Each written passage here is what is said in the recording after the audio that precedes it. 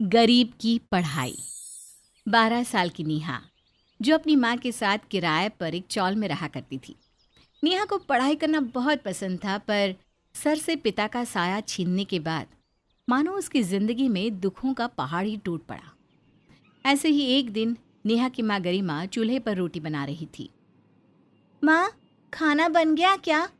अब नहीं बेटा, बस अभी 10 मिनट में बन जाएगा। हाँ ठीक है माँ, खाना बन जाए तो मुझे बता देना, तब तक मैं थोड़ी सी पढ़ाई कर लेती हूँ। इतना बोलकर नेहा एक बार फिर पढ़ाई करने के लिए बैठ जाती है। खाना बनने के बाद नेहा अपनी माँ के साथ खाना खाकर सोने चली जाती है, पर नेहा को नींद नहीं आती और वो लाइट जलाकर फिर से पढ़ाई करने लगती है।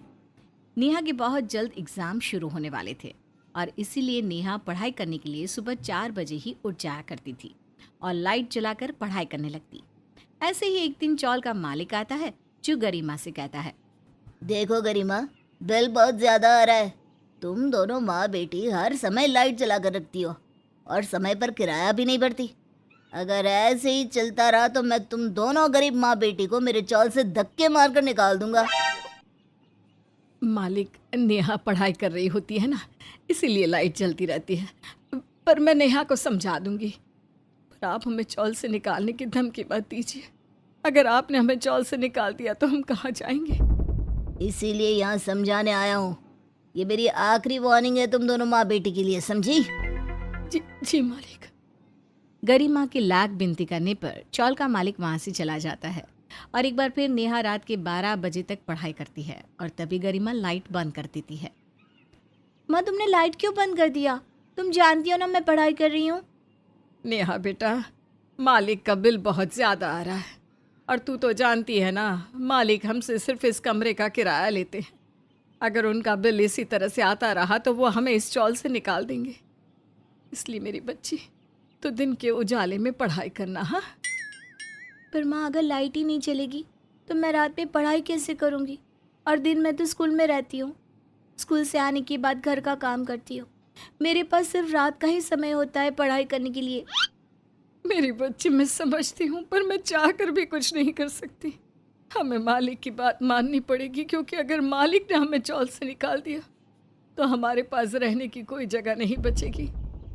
गरिमा के समझाने पर नेहा समझ जाती है। अब बहुत जल्द उसके एग्ज़ाम शुरू होने वाले थे और नेहा हमेशा की तरफ फर्स्ट आना चाहती थी।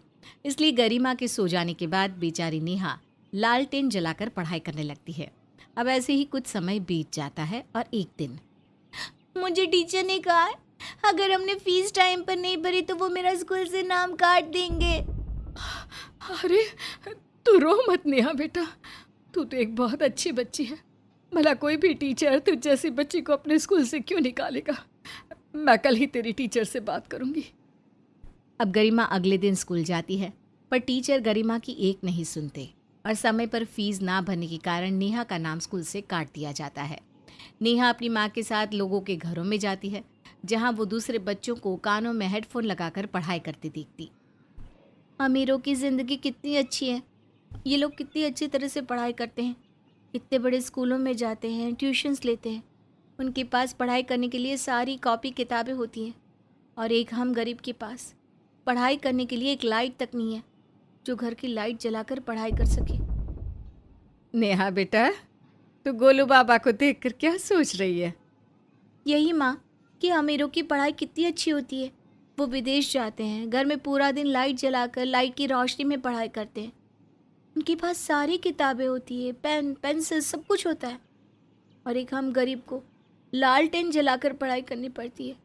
हमारे पास कॉपी किताब भी नहीं होते और ना ही फ़ोन, जो हम फ़ोन से पढ़ाई कर सके। हम गरीबों की पढ़ाई कितनी मुश्किल होती है ना माँ। यह सब देखकर नेहा निराश हो जाती है। अब ऐसे ही एक हफ्ता गुजर जाता है और एक दिन नेहा किसी काम से रोड पर जाती है, जहाँ वो कुछ गरीब बच्चों को नाइट क्लास लेते हुए देखती है, जहाँ एक टीचर कई सारे बच्चों को रात के समय में रोड पर पढ़ा रहे थे। अब क्या था, नेहा का भी मन करता है कि वो भी अपनी पढ़ाई शुरू करे, इसलिए वो उन बच्चों के साथ बैठ जाती है। तुम कौन हो बेटा? इस क्लास में नहीं हो क्या? आज से पहले तुम्हें कभी देखा नहीं। प्लीज़ मुझे पढ़ लेने दीजिए, मुझे पढ़ाई करना बहुत पसंद है। मेरे पापा इस दुनिया में नहीं है, मेरी माँ बिल्कुल अकेली है, हम बहुत गरीब हैं, इस वजह से मेरी माँ मुझे पढ़ा नहीं पा रही। फिक्र मत करो बेटा, तुम्हें यहाँ से कोई नहीं निकालेगा। तुम यहाँ पर आराम से पढ़ सकती हो, वो भी बिना कोई फीस दिए।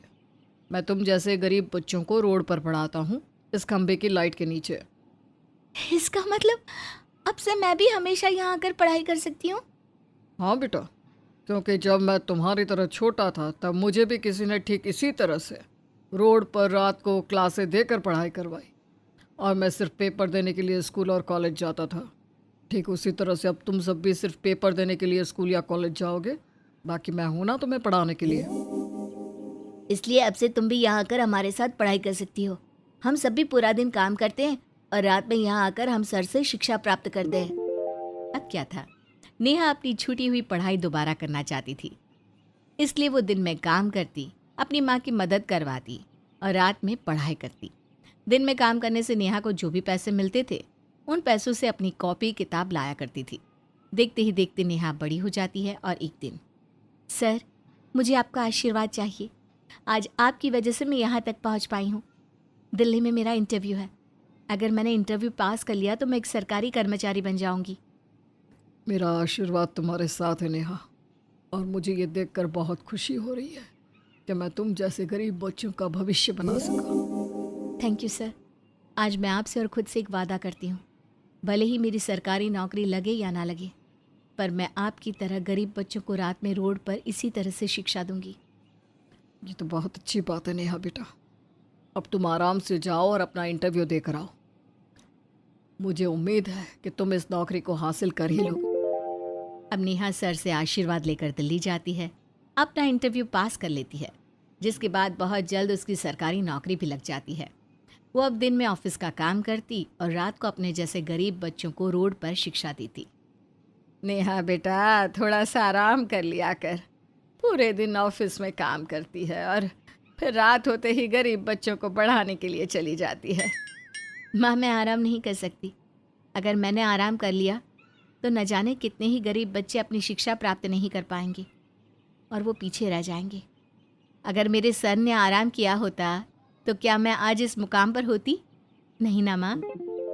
गरिमा नेहा की बात समझ जाती है और उसे उसका कर्तव्य पूरा करने से नहीं रोकती, जिसके बाद नेहा इसी तरह से गरीब बच्चों को शिक्षा देती है जैसे नेहा ने अपनी शिक्षा प्राप्त करी थी।